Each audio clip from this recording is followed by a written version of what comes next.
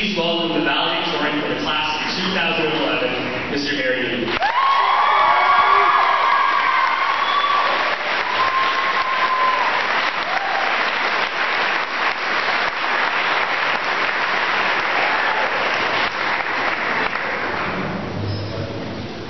I really hope this is a VHS copy of Star Wars. Alright, it seemed like mere hours ago when we were waiting in the, walking around the school together, and I was spending time with the people that I've grown up with over the last 4 years, and I realized something. What's important to me isn't getting a good job or hanging out with the cool people. It's learning to play the bagpipes. That guy is really cool.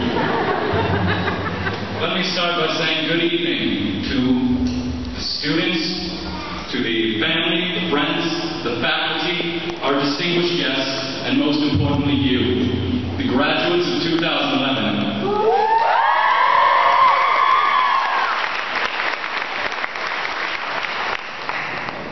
And it is an honor to be your valedictorian tonight, to speak to a room full of people that are full of dreams that are full of potential, because they come from a school full of high-quality education in a town full of Tim Hortons coffee shops, in a country full of freedom and caffeine addictions. I think this calls for celebration, because we have earned the right to move the cat toy on our head from the left to the right.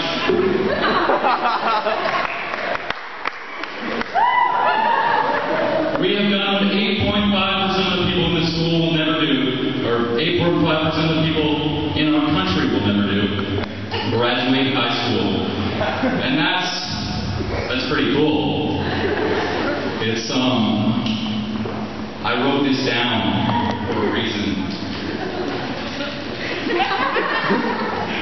Yes. We've gathered here tonight to celebrate our time and how lucky we've been. And for all those of us furthering our educations, don't worry. The fantastical roller coaster of knowledge will continue. We will, I thought that was funnier when I wrote it. Alright. We will. The ups and downs of our lives will proceed. On the upside, we'll make new friends, we'll learn new things, and we'll prepare ourselves for otherwise unreachable career goals. On the downside, tuition fees, living expenses, transportation expenses, overpriced supplies, high interest loans, OSAP payments, finding employment, and paying for a place to live.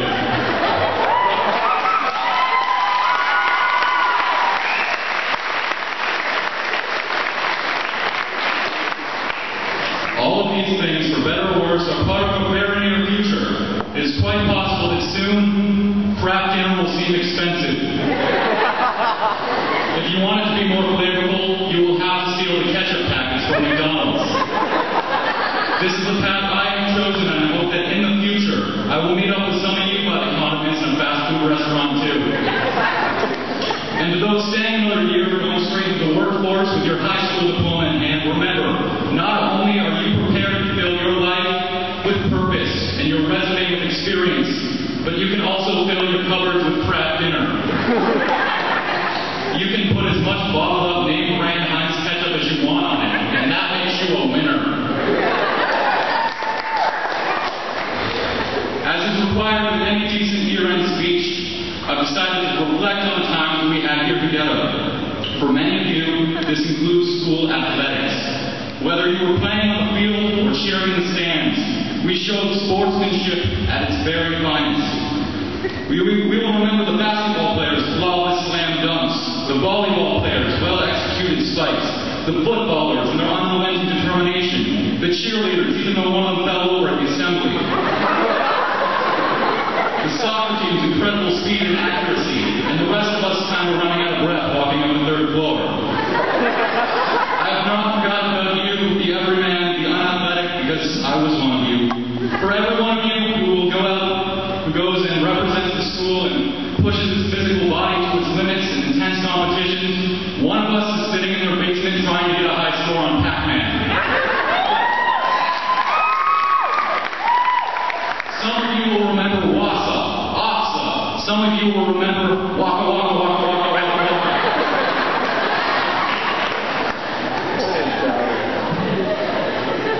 Alright. I suppose I should recall prom this year too, as it was such an important event to so many of us. The women prepped themselves with elegant dresses, nearly very elaborate hairstyles, professional dance moves, and makeup worthy of a supermodel. The men prepped themselves by Googling how to tie a tie.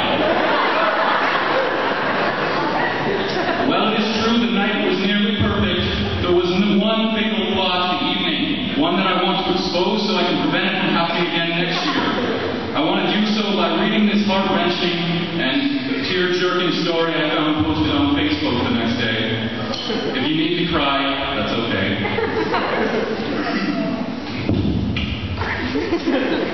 I remember standing by the horticulture room with my boyfriend. I did not write this. I did go to prom with 5 male friends, don't judge. I remember standing by the horticulture room with my boyfriend, staring at the sign that read, "A dream is a wish that your heart makes." He said whatever the next song was, it was going to be our song, and he dedicated it to me. From the opening notes of the song, I knew that it was "Welcome to the Jungle" by Guns N' Roses. Partway through the song, he caught me by surprise. He looked me in the eyes, got down on one, and said, lip-synced the lyrics, "I want to watch you bleed."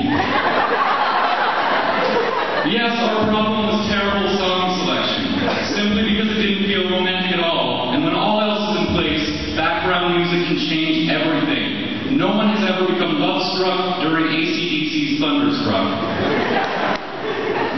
The final school event I've decided to discuss is Viking Raid. The one time a year where you dress up in over-the-top flamboyant outfits, throw freezing water at strangers, and scream "woo" at the top of your lungs every time you almost achieve victory.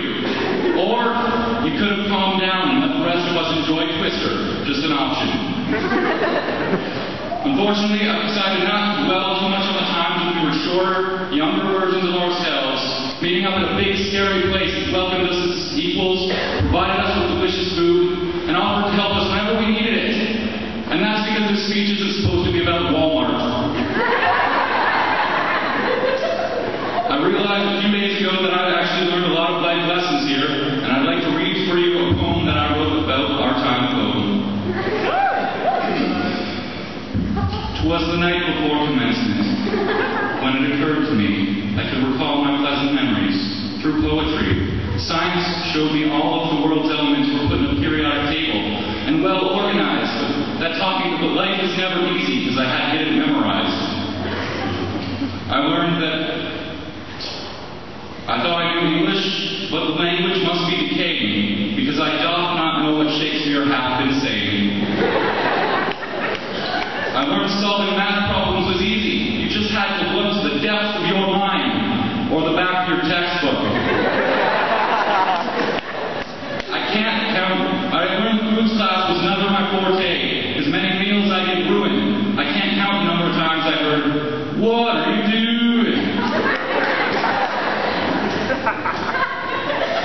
Philosophy I thought would be a class I could just rest in, but found it left me asking some of life's most difficult questions. What's the purpose of existence? What facts were missed by the historians? What is love? And if you really love your parents, why not make them proud and date the valedictorian?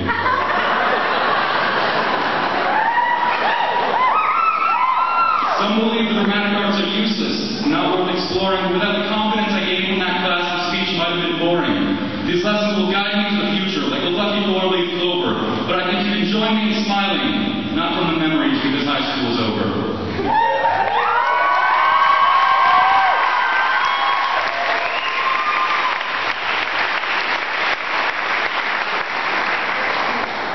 You guys look really scary from up here. I feel like you're judging me. The second essential element of a valedictorian address is giving thanks. And this is one I consider to be very serious. Because there's people in the room, hi Mom, who've done everything for us and expected nothing in return. And I want to exceed those expectations and give them respect. I'm going to start by sincerely thanking custodians, the unsung heroes of cleanliness and hygiene within our school. Because if you think about it, what we have done as students to the janitors is exactly what the teachers did to us. We gave them work that we didn't want to do and got mad if it wasn't done correctly. I'm also going to thank the administration, Ms. Thorner and Mr. Smith, two people whom I have a great deal of gratitude for, and they have made the school a much better place, with rules that were strict but fair, and above all else were great people with genuine senses of humor. I want to take a moment to appreciate the work that the principals put in keeping our reputation fair and respected, and apologize for my initial copy of the speech for being too negative and negative. However, I think we've worked together to create a positive, uplifting message that is not done not seriously at all. And that didn't make sense because I didn't read it off the paper. I thought I had it memorized. I was wrong. Thank you, though, for editing my speech, Mr. Cameron. It was great. Another group of people I want to thank are you, the students. Not because of anything academic you've accomplished, but for the companionship and the equality you've shown me throughout the years. And also because you're a very good-looking group of people.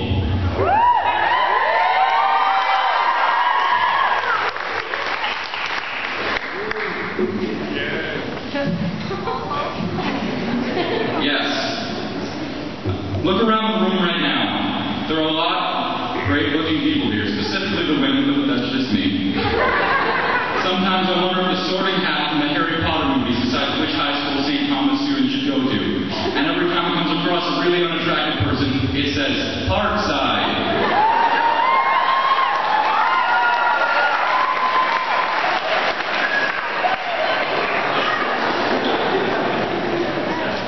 On a more serious note, I want to thank the teachers, parents, friends, and guidance counselors that really had an impact on my life in person.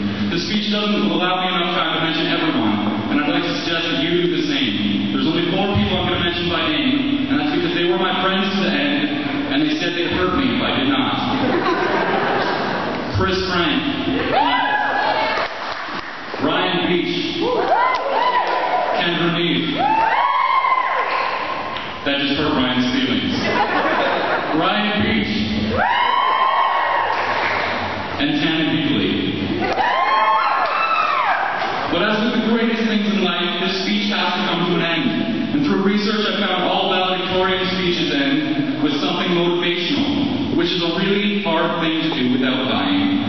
Because, sure, some of you are going to be doctors, lawyers, policemen, but some of you are also going to be McDonald's employees chasing out the darn kids trying to steal ketchup packets.